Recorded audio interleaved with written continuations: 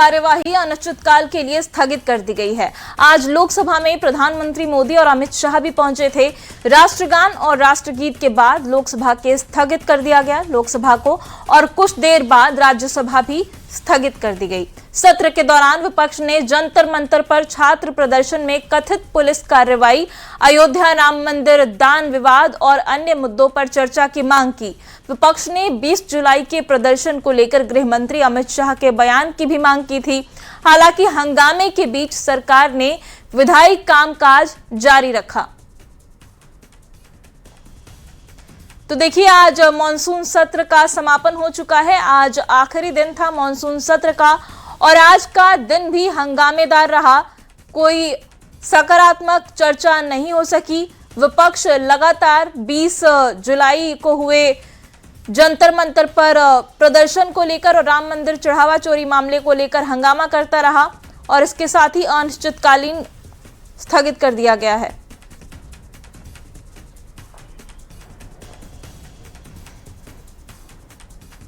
पच्चीस दिनों के भीतर लोकसभा की 18 बैठकें हुई, लेकिन चली कितनी? सिर्फ 17 घंटे 4 मिनट। यानी एवरेज देखें तो एक दिन में 1 घंटा भी लोकसभा नहीं चल सकी।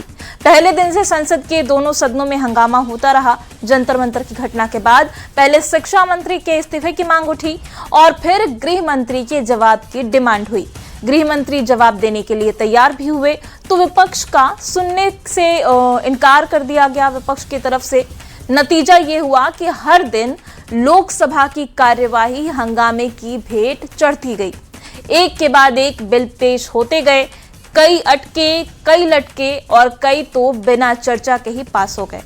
आपको बता दें कि इस बार मॉनसून सत्र में जो 8 बिल पास हुए हैं उनमें 6 पर तो चर्चा ही नहीं हुई। सिर्फ एक मामला गूंजता रहा, गृह मंत्री जवाब दें। लेकिन जब जवाब सुनने की बारी आई तो विपक्ष पीछे हट गया। विपक्ष ने नई डिमांड कर दी और अल्टीमेटली इन सब में नुकसान सिर्फ पब्लिक का हुआ। वही अब लोकसभा की कार्यवाही अनिश्चितकाल के लिए स्थगित कर दी गई है। और देखिए, 25 दिन में लोकसभा की 18 बैठकें हुई, कुल चली है सिर्फ 17 घंटे 4 मिनट। यानी औसतन रोज 1 घंटे से भी कम कार्यवाही चली है। पहले दिन से हंगामे की भेंट सत्र चढ़ता रहा। शिक्षा मंत्री के इस्तीफे की मांग से ये विवाद शुरू हुआ, फिर गृह मंत्री के जवाब की मांग पर विपक्ष अड़ गया और जब तैयारी हुई तो विपक्ष मुकर गया।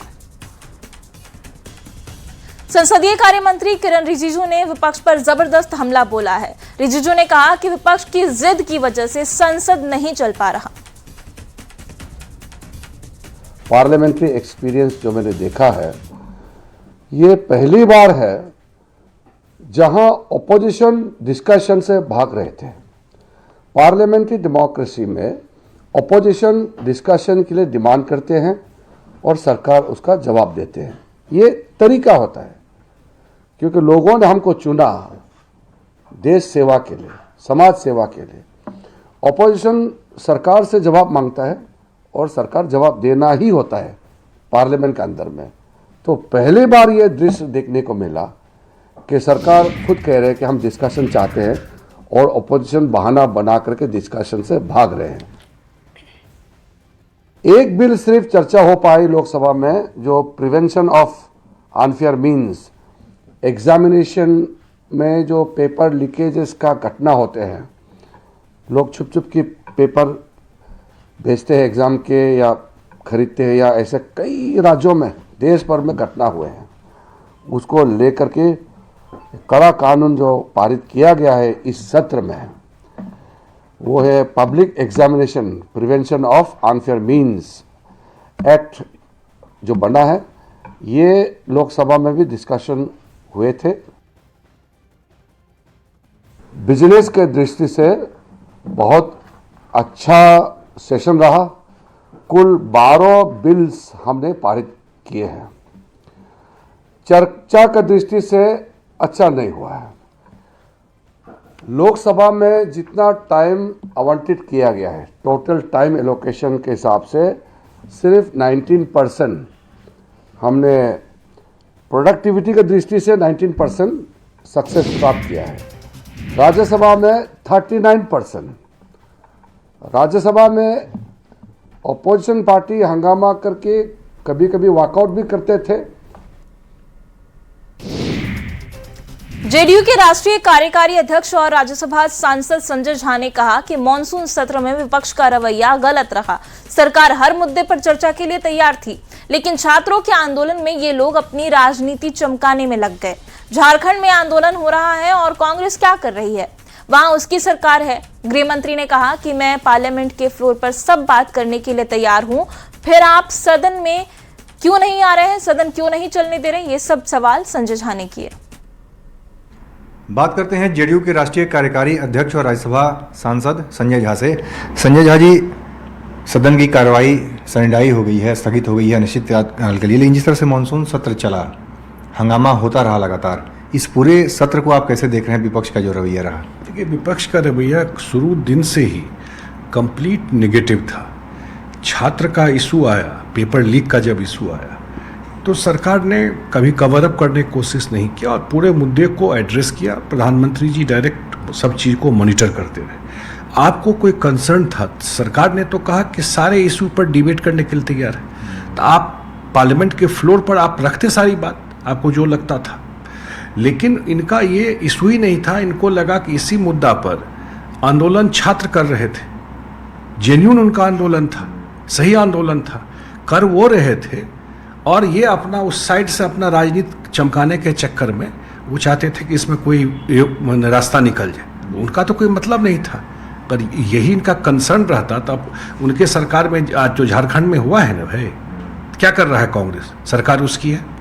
लेकिन यहाँ पे सरकार ने पूरे मुद्दे को एड्रेस किया, पूरा सेशन को वॉश आउट कर दिया। जेडीयू के राष्ट्रीय कार्यकारी अध्यक्ष और राज्यसभा सांसद संजय झा। कैमरामैन अपू पाठक के साथ अमितेश सिंह, न्यूज 18 दिल्ली। लोकसभा स्पीकर ओम बिरला की चाय पार्टी का कांग्रेस ने बहिष्कार किया है। लोकसभा में नेता प्रतिपक्ष राहुल गांधी और सपा प्रमुख अखिलेश यादव सहित विपक्षी दलों की तरफ से कोई भी नेता इस चाय पार्टी में नहीं पहुंचा। स्पीकर के क्लोजिंग स्पीच ना देने से कांग्रेस नाराज है।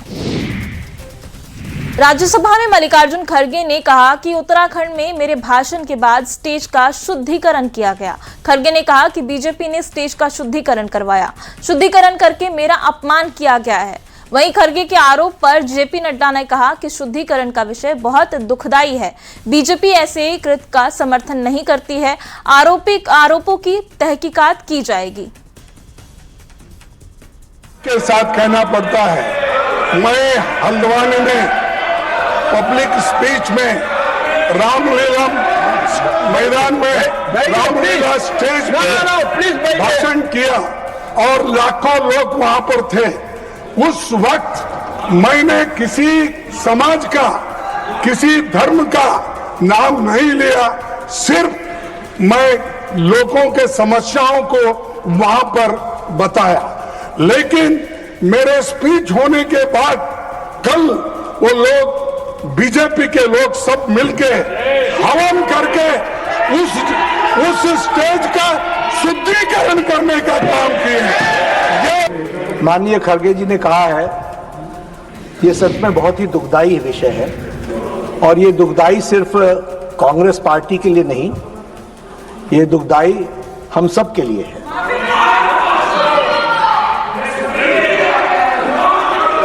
बीजेपी, क्योंकि खड़गे साहब ने कहा कि बीजेपी के लोग थे, मैं स्पष्ट करना चाहता हूं, यहाँ राष्ट्रीय अध्यक्ष जी भी बैठे हैं और मैं भी पूर्व राष्ट्रीय अध्यक्ष रहा हूं। BJP does not subscribe to such activities, never.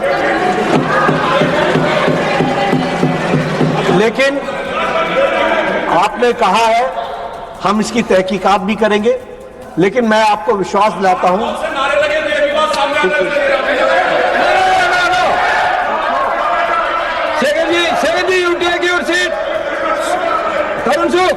When leader of the house is on his legs, why you are shouting?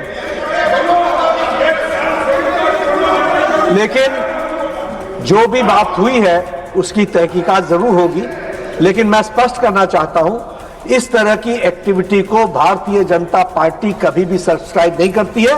मैं भर्त्सना करता हूं और मैं भर्त्सना भी करता हूं, और राष्ट्रीय अध्यक्ष जी इसको गहराई से देखेंगे भी, लेकिन आपकी भावनाओं को जो ठेस पहुंची है वो सच में हम सबके लिए खेद का विषय है।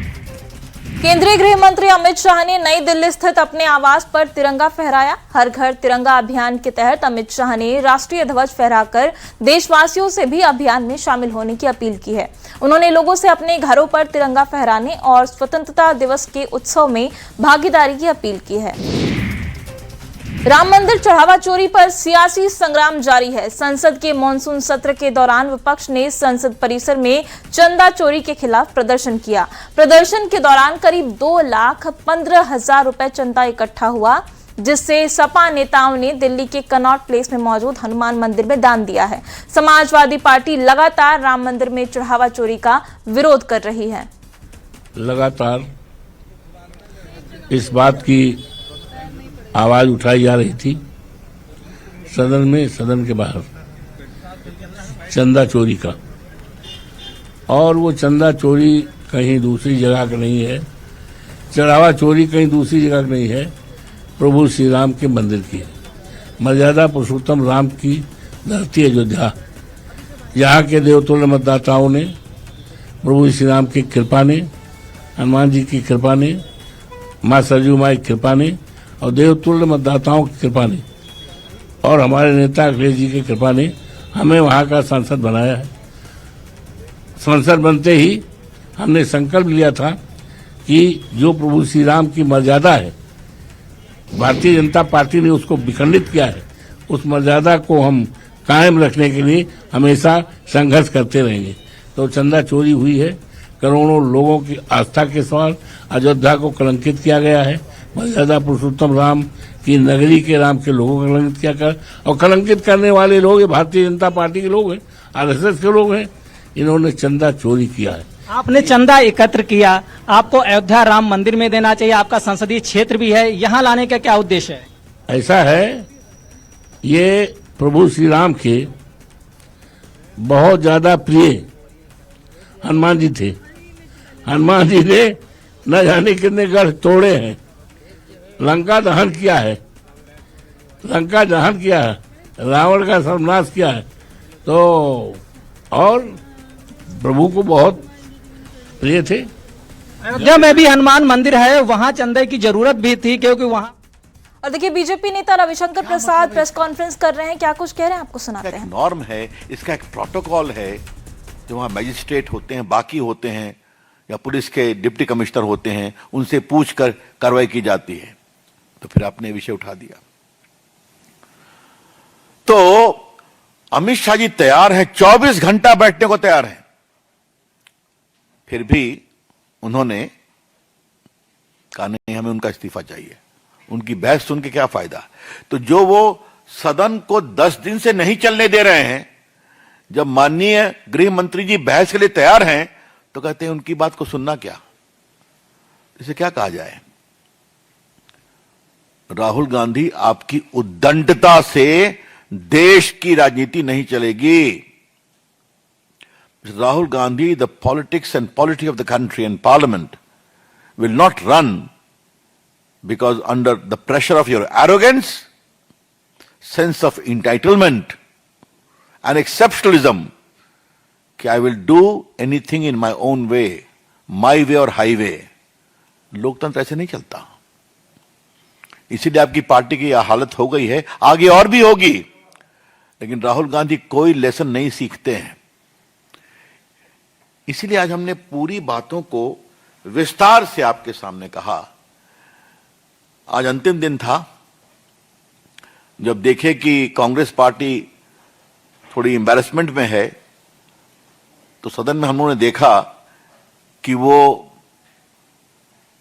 समाजवादियों के साथ राम मंदिर के चढ़ावे का विषय उठाने लगे। मतलब क्या है, आप are you holding any position?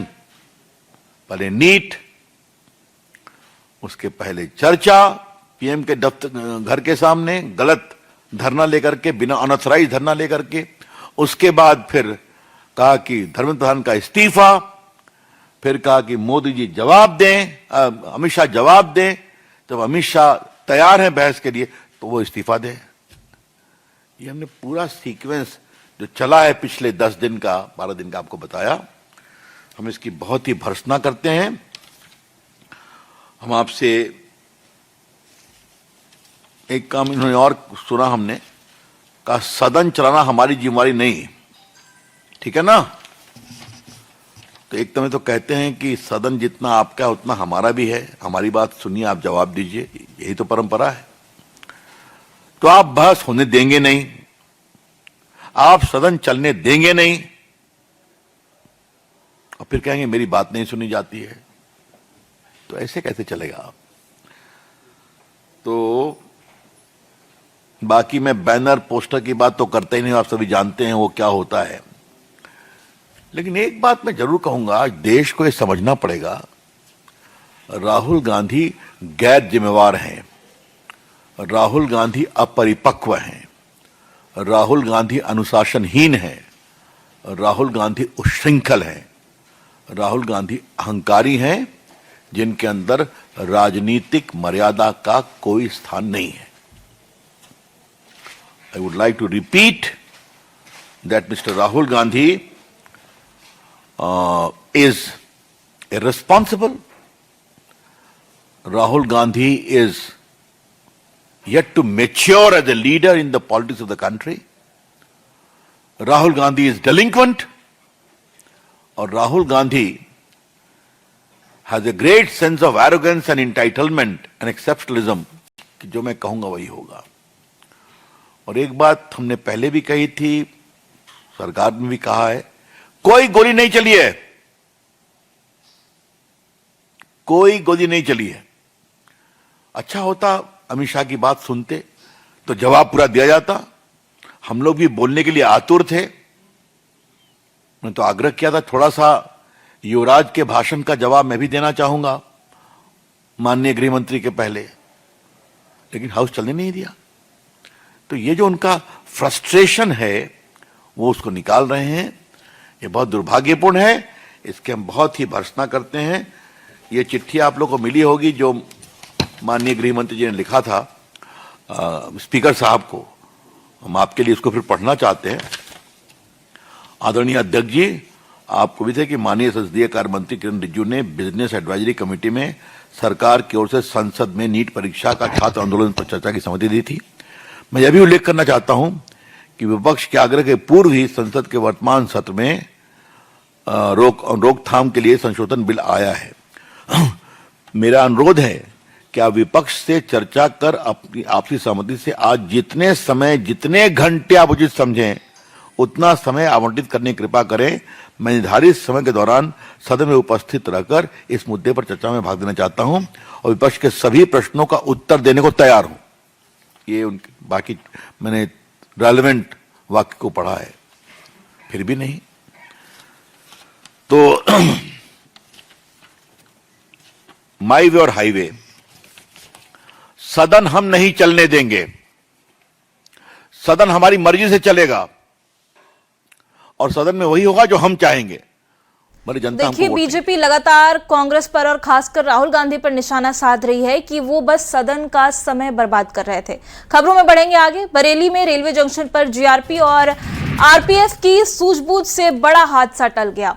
General ticket लेकर बरेली से बिहार जाने को निकला परिवार बरेली रेलवे जंक्शन पहुंचा, लेकिन जल्दबाजी में हुई गलती से रिजर्वेशन कोच में चढ़ गए। कुछ लोग ट्रेन के नीचे रह गए। इस बीच ट्रेन चल दी और टीटी आ गया तो कोच के अंदर चढ़े हुए परिवार के लोग डर गए और चलती ट्रेन से कूदना शुरू कर दिया। इसी बीच प्लेटफॉर्म पर मौजूद जीआरपी और आरपीएफ के जवानों ने ट्रेन से कूद रहे लोगों को प्लेटफॉर्म के नीचे गिरने से बचा लिया। घटना का सीसीटीवी वीडियो भी सामने आया है। वही हादसे का शिकार होने से बचा परिवार जीआरपी और आरपीएफ के जवानों को धन्यवाद दे रहा है। 15 अगस्त को देखते हुए लाल किले को पूरी तरह से सील कर दिया गया है। पूरे दिल्ली में सुरक्षा के कड़े इंतजाम किए गए हैं। आज लाल किले पर रिहर्सल को लेकर दिल्ली के कई इलाकों में सुबह 4 बजे से 10 बजे तक यातायात प्रतिबंधित किया गया था। कमर्शियल व्हीकल और बसों के रूट बदले गए थे। दिल्ली के भीड़ भाड़ वाले बाजारों में सख्त सुरक्षा इंतजाम किए गए हैं। प्रमुख बाजारों में सीसीटीवी से निगरानी की जा रही है। वॉच टावर बनाए गए हैं। भी दिखा दूं, यहाँ पर आप देख सकते हैं कि मार्केट में आप यहाँ देखें तो पोस्टर्स भी लगाए गए हैं कि आतंकवादी अलकायदा जिनकी पुलिस को तलाश है, बाकायदा ये पोस्टर लगाए हुए हैं। पुलिस कंट्रोल रूम का नंबर दे रखा है, ड्यूटी ऑफिसर का नंबर दिया हुआ है, ड्यूटी ऑफिसर CSS का नंबर दिया हुआ है और इसमें लिखा है कि जिनकी दिल्ली पुलिस को तलाश है, अगर इन संदिग्ध लोगों को कहीं पर भी कोई देखता है तो तुरंत वो पुलिस को सूचित करे। तो इस तरीके के पोस्टर्स अलग अलग लगाए गए हैं और आने और जाने वाले लोगों की यहाँ पर लगातार चेकिंग की जा रही है। अमेठी में चलती कार में भीषण आग लग गई। कार सवारों ने कूदकर अपनी जान बचाई। आधे घंटे तक कार धू धू कर जलती रही। SP ऑफिस से चंद कदम की दूरी पर ये दुर्घटना हुई, जिससे बीजेपी नेता अरुण मिश्रा की ये कार बताई जा रही है। गौरीगंज कोतवाली क्षेत्र के ब्लॉक गेट के सामने कार में आग लग गई, जिसके बाद मौके पर अफरा तफरी मच गई। और देखिए, इस बीच सिवान से बड़ी खबर आ रही है। 30 छात्राओं की बिगड़ी तबीयत। तिरंगा यात्रा के दौरान तबीयत इनकी बिगड़ गई। गर्मी की वजह से तबीयत बिगड़ने की बात सामने आ रही है। प्रभात फेरी से लौटते समय इनकी तबीयत बिगड़ गई। SS उच्च विद्यालय सह इंटर कॉलेज का ये मामला है। स्थिति बिगड़ने के बाद सभी छात्राओं को भगवानपुर हाट प्राथमिक स्वास्थ्य केंद्र पहुंचाया गया, जहां चिकित्सकों की निगरानी में उनका इलाज चल रहा है। फिलहाल छात्राओं की तबीयत बिगड़ने की वजह भीषण गर्मी बताई जा रही है। वहीं तिरंगा यात्रा के दौरान हुई इस घटना के बाद विद्यालय और अभिभावकों में भी चिंता का माहौल है। तो कई छात्र के अभिभावक बच्ची की तबीयत बिगड़ने से आक्रोशित भी हो गए। बच्चे देखा जा रहा है कि आपके अस्पताल में मैंने काफ़ी संख्या में इलाज के लिए आए हुए हैं। अभी जो बच्चे आए हैं इलाज के लिए, वो बच्चे खाली पेट में रहने की वजह से और ऐसा वायरस एक्टिविटी सुबह में हुआ है जी, और उस वजह से बच्चे जो है उनका ब्लड शुगर कम हो जाने के कारण बच्चे बेहोशी की स्थिति में कुछ आए, कुछ और बेहोशी की स्थिति में आए और उनका ब्लड शुगर भी नॉर्मल रेंज से कम था। एक बार 2 गो हमारे लड़की बड़ी सन, तो हम दोनों लड़की के साइकिल काहे किन के देनी कि परेशानी ना हो, आराम से जो है सब पढ़े। एक एगो पर हमारे लड़की ना जैती सन, घर में सर सोच सामान नहीं खे रहत, बाकी लड़की सन के पूरा कहिए तो काहे खातिर एजा आवत मास्टर के जिम्मेवारी बा। लड़की कौन चक्कर खा के गिरल, कौना का मिर्गी भइल, बाई भइल, आ वजह से सुरक्षित आवती एजा। तो देखिए, मुजफ्फरपुर से बड़ी खबर आ रही है। मुजफ्फरपुर में इथेनॉल लेकर जा रही टैंकर से रिसाव हो गया। अचानक रिसाव से अफरा तफरी मच गई। मुजफ्फरपुर दरभंगा मुख्य मार्ग की घटना बताई जा रही है। गाड़ियों का आवागमन बंद करवा दिया गया है घटना के बाद, और आसपास की जगहों को खाली कराया गया है। गरहा के पटियासा चौक के पास का ये मामला है। यूपी से इथेनॉल लोड कर रुमालीगंज को जा रहा था ये टैंकर, और टैंकर को ठीक कर रवाना कर दिया गया है। तो देखिए, बड़ी खबर आपको बता रहे हैं, जहां मुजफ्फरपुर में टैंकर से रिसाव के बाद मौके पर अफरा तफरी मच गई और अब टैंकर को ठीक करके उसे रवाना कर दिया गया है। और बड़ी खबर आपको हाजीपुर से बताते हैं, जहां सुबह सुबह जिले के एक बड़े ठेकेदार की गोली मारकर हत्या कर दी गई। घटना सदर थाना क्षेत्र स्थित कुम्हैया पोखरी के पास की है। घटना उस वक्त घटी जब ठेकेदार राम नरेश राय मॉर्निंग वॉक पर निकले थे। इस बीच 2 बाइक पर सवार 4 अपराधियों ने रास्ते में ही ठेकेदार पर हमला कर दिया। सुबह 5:12 पर यह मर्डर हुआ।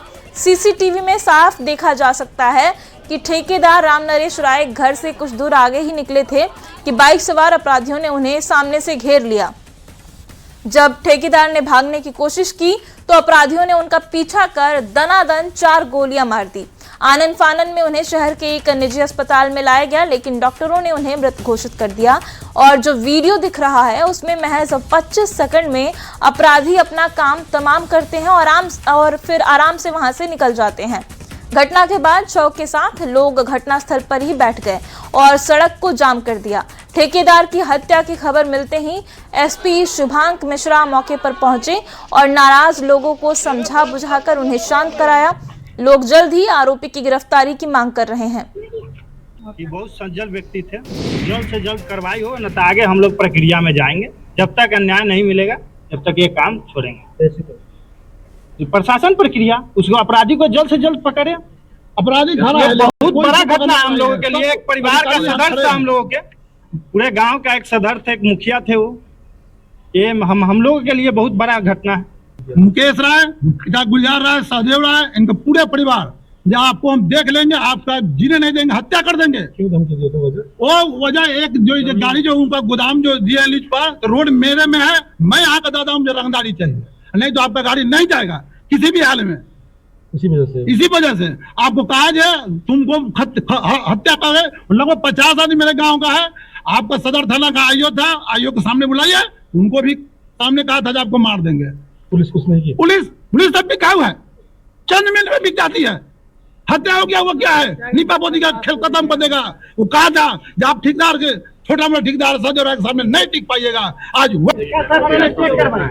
अपने घर के आसपास मॉर्निंग वॉक कर रहे थे, में जो बताया गया 2 गाड़ी से लगभग 4 लोग आपको गोली फायरिंग की है। बॉडी देखने से पता चल रहा है कि उसमें कुल 4 गन शॉट लगे हुए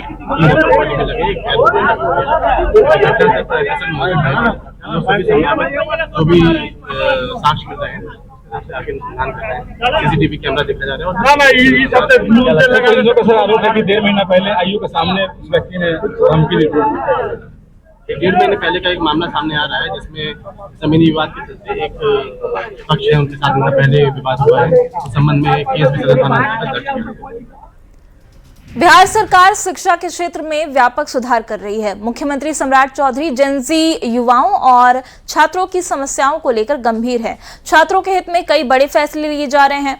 पारदर्शी शिक्षा व्यवस्था लागू करने, पेपर लीक जैसी गंभीर समस्याओं पर सख्ती से निपटने की कोशिश विशेष तौर पर की जा रही है और इसके लिए विशेष पहल की घोषणा भी की गई है, जिसकी मॉनिटरिंग खुद मुख्यमंत्री स्तर पर की जाएगी। बिहार सरकार ने पिछले कुछ दिनों में शिक्षा सुधार से जुड़े कई फैसले लिए हैं। मुख्यमंत्री सम्राट चौधरी ने साफ कहा कि स्कूलों में हर हाल में पढ़ाई सुनिश्चित की जाएगी। परीक्षा व्यवस्था को आधुनिक बनाने के लिए एआई का इस्तेमाल होगा। छात्रों की शिकायतों के समाधान के लिए अलग ऑनलाइन पोर्टल भी बनाया जाएगा। वहीं पेपर लीक करने वालों पर गुंडा एक्ट के तहत सख्त कार्रवाई की जाएगी। एक नजर डालते हैं शिक्षा सुधार के लिए सम्राट सरकार के 10 बड़े फैसलों पर।